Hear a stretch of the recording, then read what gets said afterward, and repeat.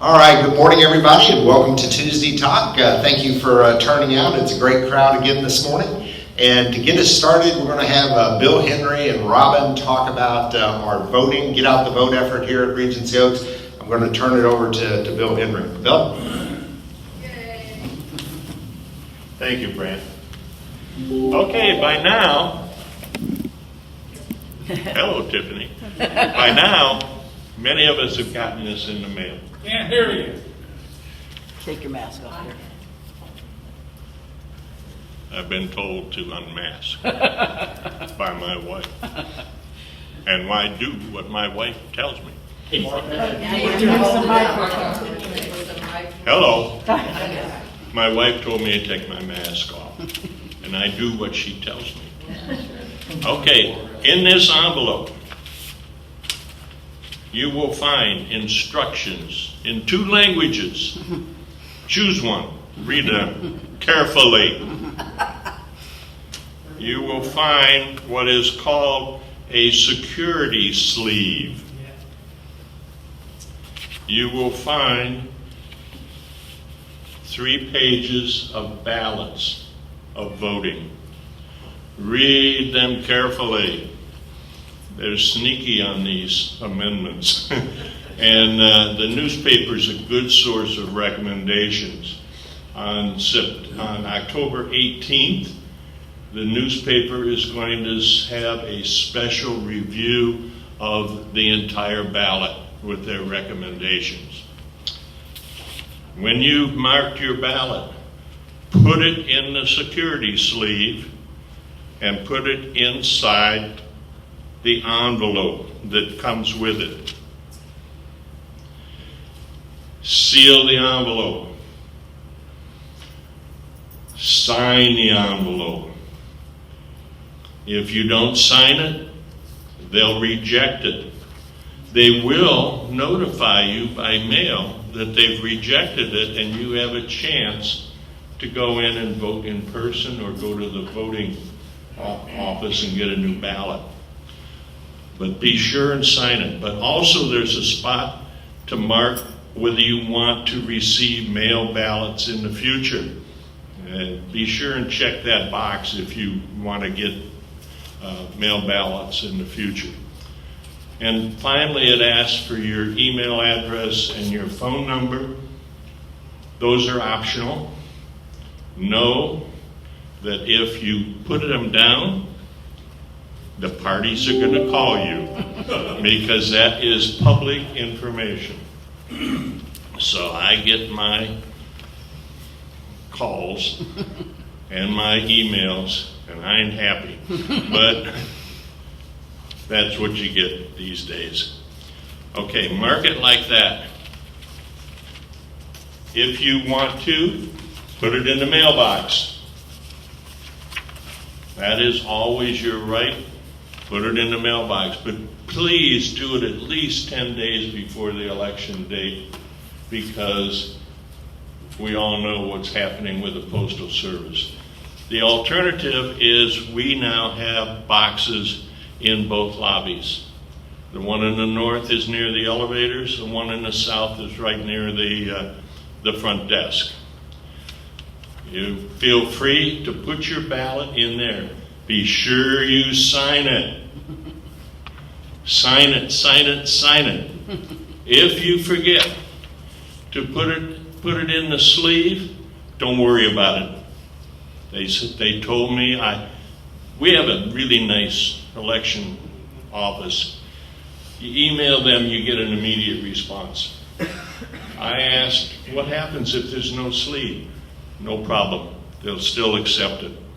What happens if you decide for some reason you need to open the envelope? You can do that. Seal it back with glue, they would prefer, but they'll take it with tape. But they don't like tape. But sign it, sign it, sign it. Then go to the mailroom or the front desk and get one of these. I voted. Andrea, thank you for arranging for those. So, What are we going to do with the ballots? Every Friday, Tiffany is going to drive them to the elections office, and riding shotgun with her will be Brant Spence. Well, you know, we couldn't get good help with the virus. But those two are going to be driving. People have asked me, are a Republican and a Democrat going to be driving, going to be taking them? First of all, I ain't asking what you are. I'm not asking what you're voting for. Secondly, I asked Tiffany, is she got room in the car? She says, if you don't trust them, you're welcome to ride along. Just let her know. But every Friday, they're going to take them. And the last date that they're going to do it is on Monday the 2nd, the day before the election. So we're going to get those ballots in there. We're not going to worry about the mail. We're going to get them there, hand-delivered, perfectly legal. It is not that talk about vote harvesting. Don't know what that is. I know wheat harvesting, because my grandfather had a farm, but that's not what we're doing. We're just picking up ballots and making sure they get to the voting booth. So feel free. If you got any questions, let me know. But those are the answers I've got so far. Any questions before I turn it over to my colleague, Robin? Anything? No? That's one. Bill? Bill, you might remind them that the signature that's on the cover, you might remind them that the signature that's on the envelope has to match the signature on your driver's license. Which is unreadable. That's your signature. Well, I think you've just done that. Let me address that. Actually, it's the signature on your registration form, but yes, they say the driver's license also. And Robin has more information on it. Any other questions? Thank you. That is really wonderful, Bill. I hope some of you will be able to take advantage of that and find that service helpful. And I'm particularly, well, I think we all are particularly grateful to Brant and Tiffany for the support they're giving. If we can't trust them, we in trouble, folks. Just a couple of comments about the ballot. One, to tie on to what Don said. I went over there and tested that theory about what signature were they matching to. They've got several exemplars of your signature. The registration is one. The driver's license is another. She said something about having 3 on me. I have no idea what that was. But she agreed that my signature on something I wrote out for her there would have been accepted, was accepted. Here's how you can find out. That's the big question. Is your signature okay? Go ahead and vote early if you're voting. Obviously, you're voting by mail. Vote early. Give it about a week. And then get on votepinellas.com or call me and Andrea, and we'll help you with that. What you can do is go on, look yourself up, and see if your vote was counted. If it wasn't counted, you might want to pursue that, like call the elections office, or if you haven't looked at your emails or answered all your phone calls, maybe they've tried to get a hold of you. With respect, there's a reason why they want your email or cell phone. That's so they can call you if there's a problem with your ballot or write you. The only way you'll know otherwise if it got counted is if you check the votepinellas.com. Okay, so we'll be happy to help you with that if there's any question. Some good news. Whew, excuse me. First of all, I think I told you, the League of Women Voters says you can probably vote by mail through about the 13th, but after that, after next Tuesday talks, those ballot boxes are going to look a lot better, or the many places you can drive in and drop off in Pinellas County. And we'll have some more good news on that later, when it's a little more important. But I do want to tell you that next Friday at 10 o'clock in this room, we are going to have a presentation by the League of Women Voters. Tiffany has been working on that, and I'd like her to share the latest details so that you can understand how this works. This is kind of a first for us.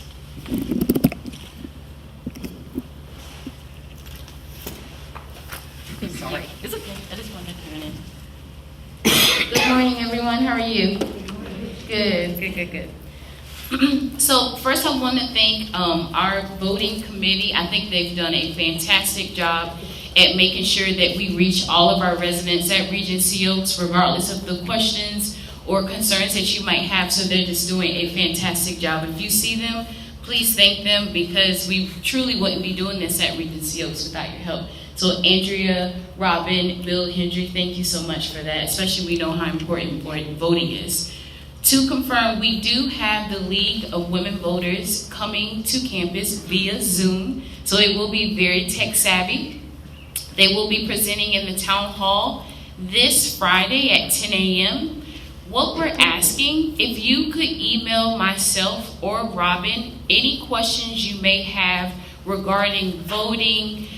Truly what we're looking to accomplish with this meeting is that what's on everyone's mind is voting safe this year? She's going to be very transparent with us. She's going to answer any questions you have, because there may be questions that you might have had and you ask Robin or you ask Andrea, and maybe they don't have the answers for you. She knows everything.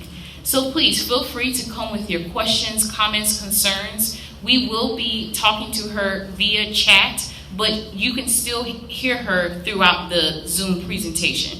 So she's more than happy to answer any questions you may have. You can always contact her via email or phone, but we just want to make sure our residents at Regency Oaks, any questions you may have, and we want to make sure you feel very safe with this election. So again, just to reiterate that, we will have flyers and things of that sort. It is this Friday at 10 a.m. Yes, ma'am. Okay, no problem. The League will be able to talk to us about the issues, the candidates. They have taken positions. They have done interviews. They've done a lot. And so if you have questions relating what's on the ballot, this is really a very good presentation to come to. In addition, as you know, we gave you a bunch of resources. Andrea put that together last week, and it was in the Oaks, places you can go and do your own research. But we sure hope you'll come. From Mayor Daley. All right, great presentation, thank you, and let's continue to get out the vote. All right, so under the new format on Tuesdays, that's the only weekly update that we're going to provide on COVID. So I want to take 10 minutes or so and dive into the latest COVID numbers, and we're going to go directly to the whiteboard to do that. We'll turn off some lights. So the first charts we're going to look at today are global charts, which means it encompasses the entire globe. And so although it's not specific to the United States, it's sometimes really valuable to look at this because it gives us a much broader perspective, and it helps in smoothing out the trend lines and gives you a better overall perspective. And so the first one we're looking at here is social distancing. And the thought behind this is if you have reduced contact with each other, you have fewer people who are coming in contact with each other. That's called mobility. It's tracked through your cell phones. Every time you leave your place of residence, they know where you go and where you have come from. And the thought process is we can drive down the infection rates by tracking where people are going, and through testing and isolation be able to drive those numbers down. So I want to show you this global chart. It's a little hard to see the colors, but if we go over and hover like on June 30th, the end of June, you can see that right there. Just hold on, just pick a spot and stop. Okay, so here's June 29th, and you can see all the way at the top of the chart is 0. That's the baseline. That's typical mobility that we would see on a day-to-day basis. And you can see that it's been reduced by about 26%. There are two things that I think are interesting here. You can see the reduction, but look at the two lines, mandates, easing, and universal mask. They're pretty similar. And so when they're talking about easing, primarily what they're talking about is not using masks. And so you can see that the percentage of effectiveness to mobility is the same. Go all the way over to like October 5th. Find us for today. 6. All right, that's close enough. All right, you can see that the number of people who are out and about has increased from 26 to about 18%. So more people are getting out and more people are being exposed. But you can look at this, the projection for mask and no mask doesn't have much of a difference. And so if you follow this out and the red is without mask and the green is with mask, it's not until you get all the way out past the 1st of December where it seems to make a difference. And the answer is found in the next slide. This is the global use of mask as a percentage of the population. It's how many people go out in public and wear a mask. And so go over here to May 20th and hover on May 20th.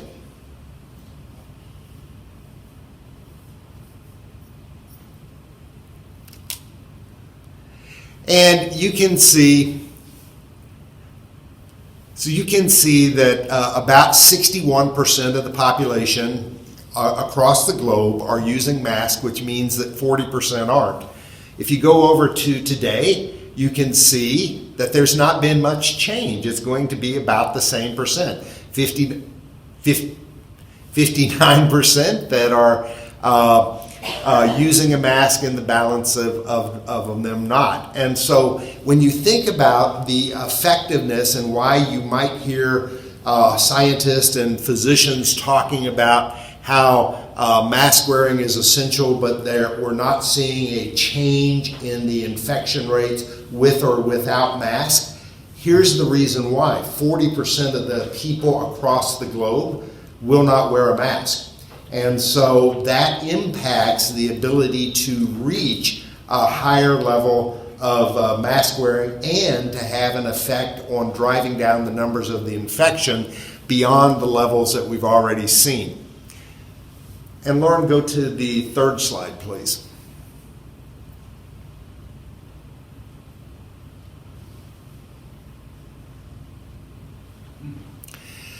So this is a really important slide because one of the keys to fighting COVID, particularly if you have been diagnosed with COVID and have an infection, is whether or not we're going to have the healthcare resources to help you fight COVID and survive. And so if we go all the way back to May 20th, we'll take a look at those numbers.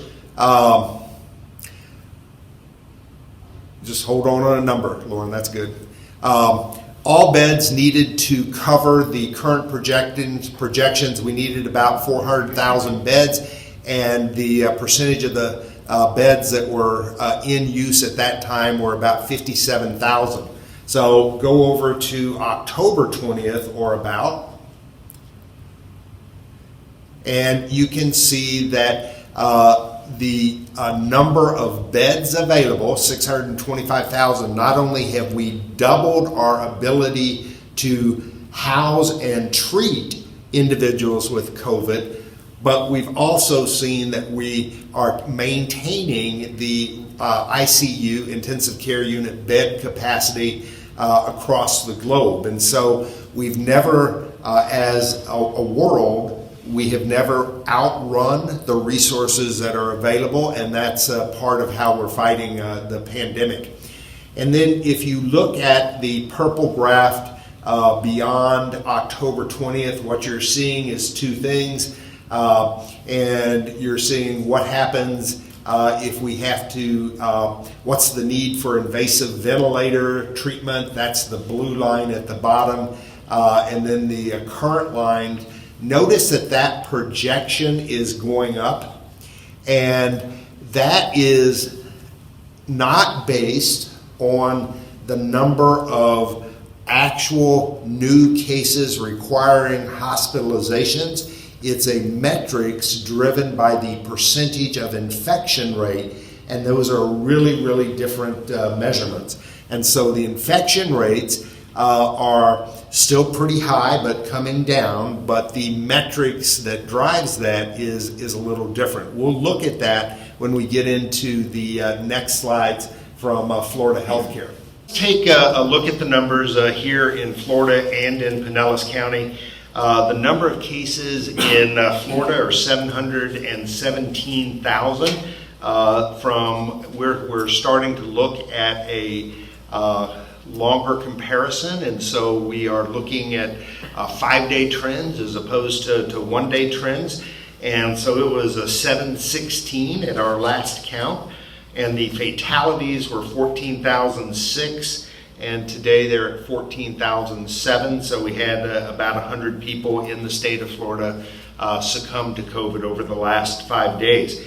In Pinellas County, we were up from 22,355 to 22,394, so it only went up about 60 residents, and our fatalities went up 3 to 766.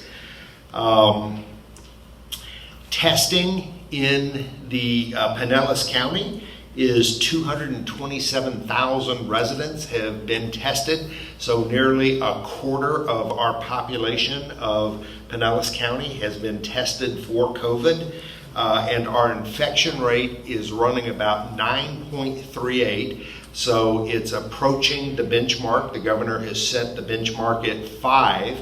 We're already seeing the benchmark well below that for new tests. So if I look at it not cumulatively from the start of the disease until today, that's about 9.93%. But if I look at it like yesterday, it was 2.3%. So the infection rate in Pinellas County is already less than the infection rate for the flu and influenza. So you have a better chance of catching the flu than you now have of catching COVID in Pinellas County. So those numbers are continue to be really, really good. Get your shots. Get your flu shots. So I do have, let me do one other thing that I do have a slide on, and this is that PowerPoint, Lauren, on herd immunity. And Tiffany, we're going to go back to the anyone been following that discussion?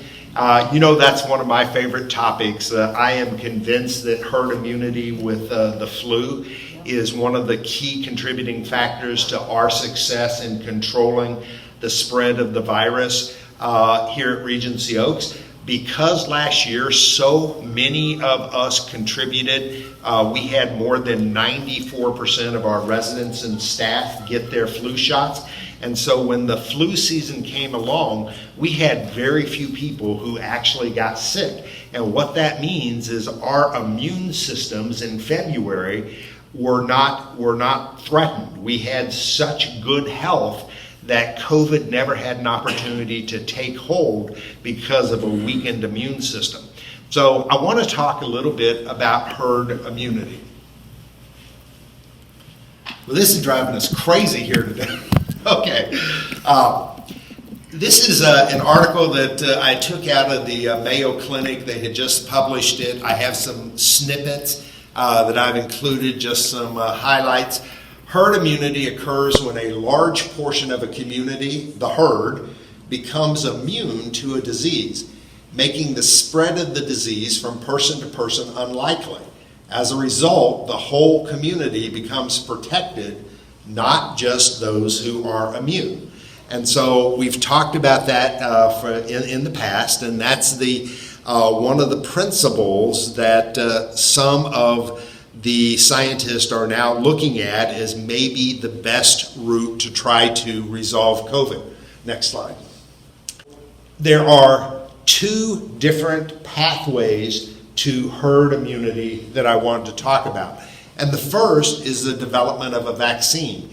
If we can create a vaccine, we will be able to achieve herd immunity without causing illness or any resulting complications. And so the vaccine is the best way to achieve herd immunity, but it is also not something that is guaranteed. They are working on a virus. There are several manufacturers who are in clinical trials. They believe that there is going to be some sort of vaccine available later this fall, and it's the priority is going to provide the vaccine to at-risk populations first, but the confidence factor in the vaccine is not real high, and we're just going to have to see what happens. But the vaccine is absolutely the best way to beat COVID. The other is that natural infection rate. Its immunity can be reached when a sufficient number of people in the population have either recovered from the disease or have developed antibodies against future infection. And so those are the two paths that you can use to achieve herd immunity. Next slide. Here's the downside on relying on these infection rates to create herd immunity. There are two of them. First, the research is suggesting that if we do develop a vaccine, one of the things we do not know is whether or not if you have a vaccine or if you have coronavirus and recover, the antibodies that are left behind, we scientists are not yet able to determine whether or not that in and of itself will give you immunity against further outbreaks of COVID or future exposures. And if it does, they've not been able to determine how long that period of time will be. Will you have immunity for 3 months or 3 years? And so that's the downfall of the vaccine. The downfall of the herd immunity over on the right-hand side is it absolutely will work, but in order to have herd immunity, remember with the flu, they say it's about 92%. With COVID, they say it's about 70% of the population has to have either tested negative, had the disease and recovered, have no symptoms, and we're not anywhere near the 70%. We just saw the figures for the United States. It's a little over 7 million people who have actually tested positive for that. You have to add in the number of other Americans who are not, who have not had the disease, but it's a little more difficult to know whether it's because they have a natural immunity or they haven't had an exposure. It's a really difficult equation to try to get a handle on. But this is going to be the conversation that people will be having over the course of the next 30 days. I think everybody has sort of figured out that moving forward is we've got to figure out how to reopen America. If our pharmacies and our grocery stores and our long-term care communities can figure out how to do this, and our teachers and our colleges, all the rest of America can figure out how to do this, And then the focus is going to be on, okay, how do we either come up with this vaccine or create herd immunity so that we can control the spread of the virus in future months and years.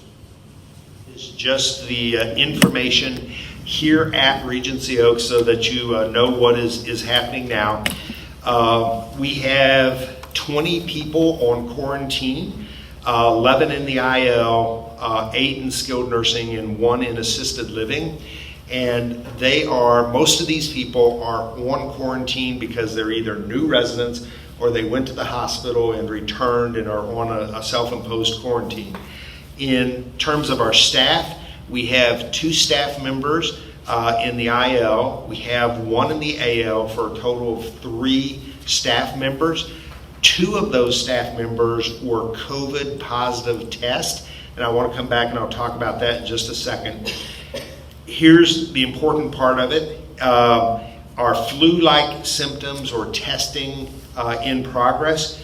There's 1 resident and 1 staff member that is showing symptoms across the entire campus. And it's 1 staff member in the AL and 1 resident in the IL. So we only have 2 people that we're tracking right now. So last week, you got a letter from me informing you that there had been an exposure. We had a handful of residents who had a direct exposure, and so we have been tracking that. When that happens, a couple of things you need to know. If we do contact tracing on every single exposure, and so if you were identified as having a direct exposure, you get a personal phone call or visit from myself or Leslie or Nurse Diane, and we put you on observation and some form of isolation depending upon the exposure. And then we notify every resident and every staff member because we want to have full transparency. If the trust, if that ever breaks down between management and residents and management, that's where we're going to run into problems. So you can count on me never to try to hide that information. I may not share with you the names of the individuals involved because of HIPAA concerns, but you can always rely on me and count on me to provide you with the current, correct, actual, and factual information on what's happening with COVID. An update without giving any names, the exposure to our residents happened on the 25th. That was the last day that the associate was on campus. And so that means that we are now in day 10 and we don't have any IL residents that were exposed who are showing signs of an exposure. And so you may recall that there's a graph that we used to go over that talks about the progression of COVID, like day 0 to 3, you're asymptomatic, 3 to 5, you become symptomatic, but your viral shedding doesn't start until day 5. And then from day 5 to day 10, that's your nuclear exposure. That's when you are shedding.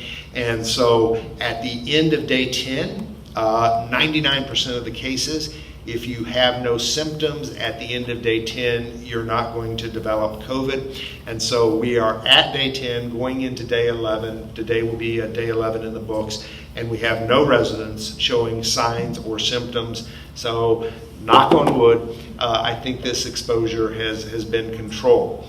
The single most important thing from my perspective, how do we catch it early? How do we keep it from spreading? Why are your processes working so well?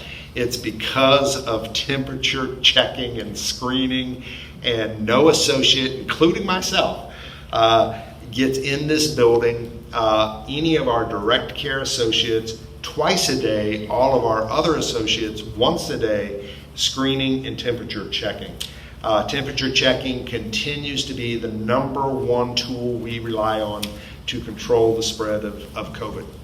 All right, and I had a question. Nope, solved it. Okay. All right, so I'm going to go ahead and ask Tiffany to come up for just a quick update on anniversary, and then we'll open it up for questions.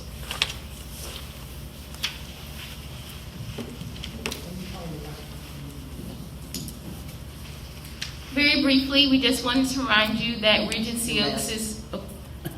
Very briefly, we just wanted to remind you that the anniversary dinner is this Thursday. Regency Oaks is turning 29, so we're excited about that. If you have any questions about reservations, meal delivery, please feel free to reach out to Phil or Ricky.